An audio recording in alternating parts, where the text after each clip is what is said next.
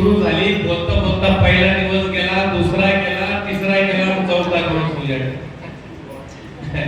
जीवनाचं असं ते लक्षात घ्या. पटा दिवस जातो, एक दिवस काळ समोर उभा राहतो आणि मग आपल्याला वाटतं अरे जे करायचं ते राहून गेलं ना. काल आपण सुंदर कथा बघितल्या. भरताचे 3 जन्म आपण काल पाहिले. भरत राजा मृग जन्माला गेलेला मृग आणि जड भरत राजा. भरत खंडाचं वर्णन केलं. सुंदर भरत वर्ष या भारत वर्षामध्ये आपण राहिला. भारत आणि ज्या ग्रंथाचं चिंतन चालू आहे भागवत. हा शब्दाला महत्व आहे. जो प्रकाश देतो त्याला म्हणतात भास्कर. प्रकाश देणारा. जगामध्ये 48 प्रकारच्या संस्कृती लुप्त झाल्या, तेव्हा एकमेव भारत देश असा होता जो जगाला ज्ञानाचा प्रकाश देतो. ज्ञान अतिशय महत्वाचे आणि म्हणून आज आपल्याला आपण पाप करू नये. त्याचं कारण असं आहे की पापाने अधोगती होत असते आणि म्हणून पाप जर का मनुष्य पाप करतो, का वृत्ती अशी होते, त्या संबंधी थोडं चिंतन करायचंय. पण पाप केल्यानंतर कोणत्या कोणत्या नरकाला जावं लागतं भागवतामध्ये त्याचं वर्णन केलं. नरक कुंड वर्णन भागवतामध्ये वर्णन केलेलं आहे. माणसं पाप करतात, नरकाला जातात. कोणी नरकवासी लिहित नाही पहिल्यावर, पण नरकाला गेल्याशिवाय सुद्धा जात नाही. माणूस स्वर्गवासी लिहितो, वैकुंठवासी लिहितो, कैलासवासी लिहितो, अंदाजे 25 लिहितो, नरकवासी लिहितो. पण नरकाला गेल्याशिवाय राहत नाही आणि नरकाला जाऊ नये म्हणून भागवतामध्ये नरककुंडाचं वर्णन केलं. शास्त्रामध्ये 9 प्रकारचे पातक सांगितलेले. पाप किती? 9 प्रकारचे पाप. तुम्ही म्हणाल महाराज तुम्ही पापाचं वर्णन का करायला लागलात, नरकाचं वर्णन का करायला लागलात, अशी शंका येऊ शकते. त्याचं कारण आहे की हे पाप आपल्याकडून घडू नये म्हणून पाप माहित पाहिजे. नरकाला आपल्याला जायचं म्हणून भागवताने नरक वर्णन केलेलं आहे. मस्त एक पाटा ज्ञानेश्वर महाराजांनी पसायदानात वर्णन केले. दुरितांचे तिमिर जावो, विश्वधर्म सूर्य पाहो, जो जे वांछिल तो ते लाभो, प्राणी जात. दुरितांचे तिमिर जावो. दुरित म्हणजे पाप, तिमिर म्हणजे अंधार. पापाचा अंधार नष्ट झाला पाहिजे म्हणजे नरकात जायचं काम पडलं. प्रकीर्ण नावाचं पहिलं पाप. प्रकीर्ण प्राण्यांना आणि स्त्रियांना जो त्रास देतो तो ह्या प्रकीर्ण नावाचं पाप करत असतो. दुर्बलांना त्रास देऊ नये, प्राण्यांना त्रास देऊ नये, दुर्बलांना त्रास देऊ नये, महिलांचा सन्मान केला पाहिजे, स्त्रियांना त्रास देऊ नये. ती घरातली स्त्री असली तरी स्त्री म्हणजे लक्ष्मी लक्षात घ्या.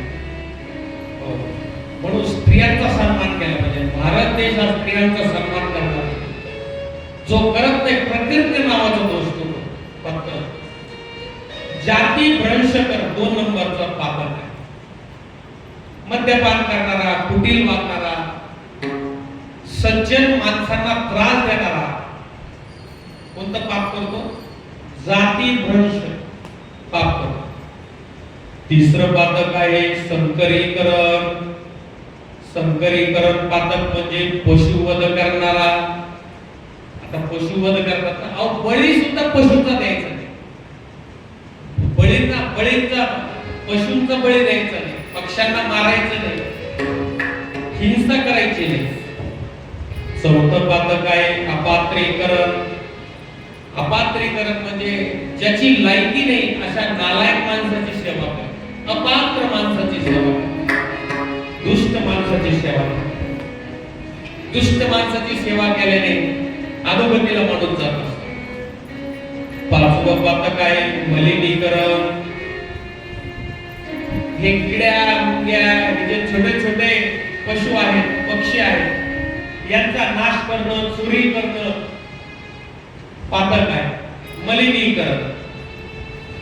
उपपातक, गायीचा जो वध करतो ना, उपपातक नावाचा पातक करतो. गायी आपल्याला पूजनीय आहे. एखादं ऋण काढतो आणि ऋण फेडत नाही, कर्ज घेतो, कर्ज फेडत नाही, पाप आहे. परस्त्री गमन करतो, वेश्या गमन करतो, पाप आहे. उपपातक नावाचं पातक. महापातक. 7वा नंबर आहे महापातक. सज्जनांनो लक्ष द्या, जो गुरुग्रही राहून पाप करतो सगळ्यात मोठं पाप म्हणून त्याचं नाव आहे महापातक. महापातक. गुरूंच्या घरी राहून कधी पाप करू नये, त्याचं वर्णन शास्त्रामध्ये केलं. ब्रह्मस्थाने कृतं पापं विष्णुस्थानेषु मुच्यते. विष्णुस्थाने कृतं पापं शिवस्थानेषु मुच्यते. शिवस्थाने कृतं पापं गुरुस्थानेषु मुच्यते. गुरुस्थाने कृतं पापं वज्रलेपो भविष्यति. तुम्ही ब्रह्मदेवाच्या ठिकाणी पाप केलं तर विष्णूकडे जाऊन क्षालन करता येईल.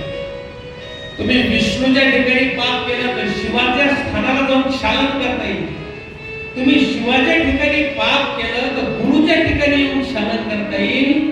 पण गुरुच्या ठिकाणी जर पाप केलं तर महापातक घडलं, वज्रलेपो भविष्य. त्याची फेड कुठंच करता येईल. आता कोणतंच ठिकाण नाही की गुरु ठिकाणी केलेलं पाप फेडता येईल. महापातक गुरुच्या ठिकाणी पाप. अनुपातक. अभक्ष्य भक्षण करणे, वृक्षतोड करणे, सर्वाधिकांचा नाश करणे, म्हणून अनुपातक आहे. झाडं तोडली नाही पाहिजे. आज झाडांची फार गरज आहे, उलट झाडं लावली पाहिजे. पर्यावरणाचं संरक्षण केलं, पर्यावरण जपलं पाहिजे. झाडं तोडणं महापातक आहे. जसा आपल्याला जीव आहे ना तसा झाडांना जीव आहे. उलट झाड परोपकारी आहे. माणसं परोपकारी असतील की नाही माहित नाही, पण झाड परोपकारी आहे. फळे देतात, सावली देतात, लाकडं देतात, आणि आपल्यासारखा गेल्यानंतर पुन्हा एखादं झाड घेऊन जातो.